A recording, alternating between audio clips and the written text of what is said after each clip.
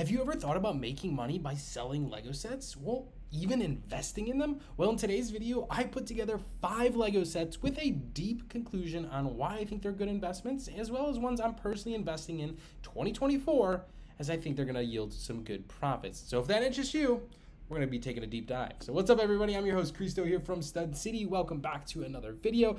As I mentioned, we're going to be watering the money tree and looking into 5 Lego sets that I think are going to be retiring here at the end of 2024 and will potentially yield some decent profits moving into 2025 and onwards. So the first Lego set I want to take a deep dive into is probably no surprise to you. This is Clone Commander Cody, the Lego Star Wars helmet collection.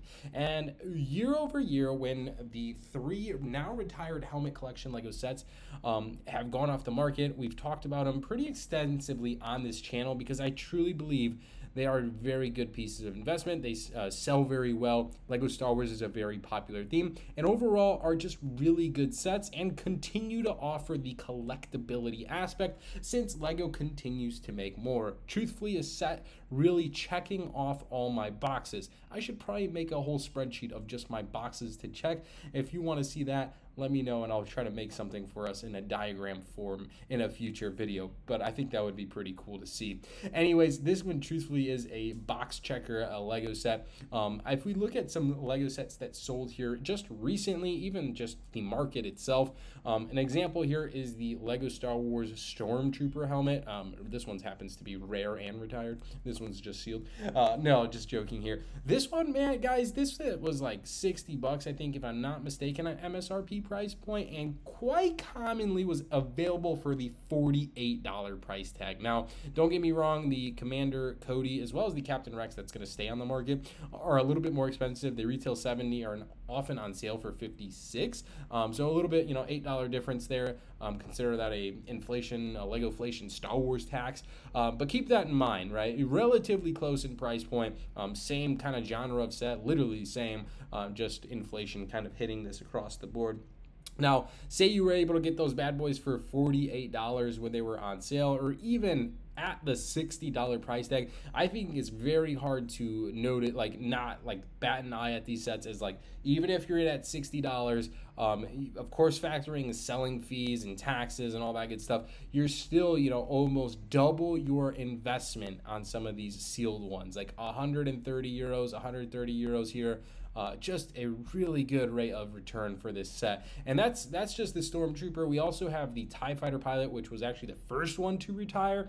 This one's even crazier in price point. I know I've seen in US these things go from 450 to have settled down a little bit in price point to more of the $300 price tag range. I know this is in euros, so do keep that in mind. It's a little bit different here.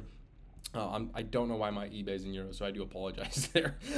Regardless, I'm still here in Asia, so it's it makes no sense. Absolutely. Regardless, I still think this is a fantastic investment piece and one you can't go wrong. Now, I am going to go through these sets today, and please, by all means, this video has no way inform investment advice. This is simply going to be an entertainment video. But if you are wanting to buy any of these sets, whether they're for your personal collection, I will leave links for these 5 sets we talk about, and if you do use those, they are affiliate links. I greatly appreciate the support on the channel. But moving on forward, the next Lego set might surprise you. It is the Dorado Fortress, and I almost neglected to put this one on, but it's truthfully one of the most iconic sets retiring here at the end of 2024, simply on the Lego Icons theme. It does have the nice box art kind of symbolizing the 90-year anniversary, as we saw with some of the other 90-year anniversary sets with that yellow stamp there saying Dorado Fortress.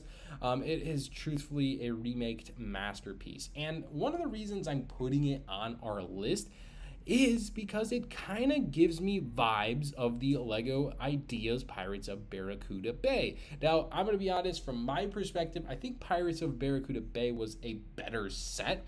I'm more drawn to that one, not being a pirate fan. I know there's a huge market for pirate fans in Lego, which by all means, that's awesome. I absolutely love that community.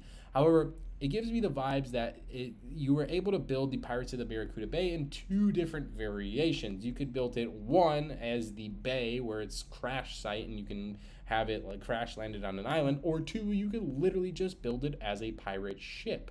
Now, don't get me wrong, this set has gone pretty crazy in the aftermarket. It's pretty heavily only available around 300 to 360. It's truthfully an expensive Lego set, but the Dorado Fortress is something quite similar. If you go and look at some of the box arts here on the back, you can see that this set's also buildable in two different variations, and for the $200 price tag, which is a little bit cheaper than the Barracuda Bay, I think that one was at $250 when it came out.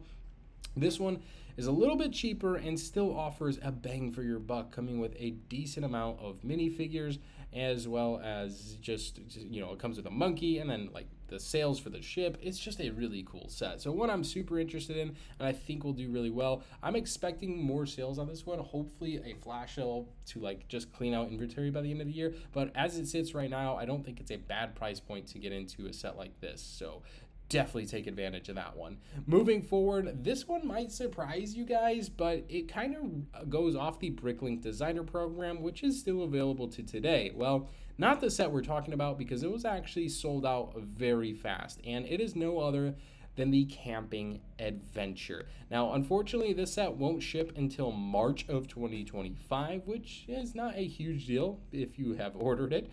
It was pretty sweet. It only was $55. I actually went ahead and grabbed 2 copies of this one. Sitting in at the investment side, I think this is going to be a nice little piece because of this picture right here. It comes with, doesn't come with, it goes along with the A-frame cabin, which is going to be retiring at the end of 2024. I personally bought this set and built it day one when it came out, and I thoroughly enjoyed it. It hits all the aspects on the Lego idea side of just being a really enjoyable build, a fantastic model, and it's modular. Like, it's a modular style building, meaning like it has the 4 walls, and it's just something I'm really happy about as a Lego collector and Lego builder from a Lego fan. Really do love the set. The details were absolutely amazing, but to have a set that is theoretically going to go along with it and pair well nicely with it, and we really don't get a lot of A-frame cabins or houses anymore, this is going to be a nice little retirement piece, in my own opinion. Now, don't get me wrong, we have not seen many sales on this one. By all means, a $180 price tag that it carries has been a pretty brutal price point since its shelf life. Now, I know Canada got a flash sale during Prime Day, but we have not been that lucky here in the United States. But it is 6% off on Amazon, which is not a terrible price point, considering I paid retail for it. Moving forward, the 4th Lego set we shall talk about is the Globe from also Lego Ideas. I truthfully believe this set is just going to be a hit, and I want a bunch of copies in my personal inventory to invest in. 2,600 pieces, Lego Ideas, obviously not getting minifigs, but I feel like this is a set that you can gift to, you know, anybody. You can give this to someone's office. You can give this to someone's birthday. Somebody just wants a piece on their desk at work. This is a really cool Lego set, like modern objects built out of Lego. It is truthfully a really nice piece, and I love the like pieces that have like the different regions. I thought that was pretty cool. Anyways, this one's $230, and one of the real reasons I'm so drawn to it, despite its higher price point at $230, trust me, I'm waiting out for hopefully a good sale on it, but I still think it's a good piece, is because of its predecessor, in my opinion, the world map. Now, the world map also retailed at $250, so a little bit higher at the price point. And pretty much right after its retirement day from $250, you can't really find this set under the $400 US mark. That is pretty crazy. And its set's only been retired for, at the time of recording, about 10 months. That is significant. I can't imagine the price tag that this one's going to carry going on in the future. I really do think the set will get more expensive as time goes on. And this is also one of the biggest Lego sets ever made at almost 12,000 pieces. So I definitely guess that has a little bit of factor of why the price went so much, and you could build a map in many different color variations. But I still think the Globe is a good alternative for what's currently on the market. Now, the last Lego set is a little bit different. It's the Loop Coaster. and I think this one more or less falls in the lines of investment in the form of collection. I think this is a great Lego set that many people do not want to miss out on, and I think will hold its value because not a lot of other Lego investors will be buying loop coasters to sit on. And I think that makes a little bit of sense because of how big it is and one of its predecessors also being a big roller coaster. However, if Lego continues to make roller coasters and always a new influx of Lego collectors hitting the market, I think having all the OG roller coasters is going to make for an amazing thing in the future. Now, this might be a long-term hold, but that's just kind of how I see it. And one of the other cool things about the loop coaster is we were able to get it for a very cheap price here in the last couple months as it went on deep clearance. Now, I'm actually hopefully suspecting this set to go on sale again before its retirement date, but regardless, a $400 Lego roller coaster to sit on for long term, I don't think is a terrible move. But aside from that, that is the 5 Lego sets I wanted to bring to attention in today's video. I think all of them have their glory in themselves. If you had to ask me my number 1 set out of the list, it's definitely the Clone Commander Cody, simply because it has the lower price entry point and it's statistically done one of the best in relative to the other helmet pieces. Now, don't get me wrong, every one has not been a success. The other one that just retired earlier this year was the Lego Boba Fett helmet, and I know this one simply is not as expensive as some of the rest, but keep in mind, the Boba Fett helmet was pretty much commonly on sale for $35 here in the US.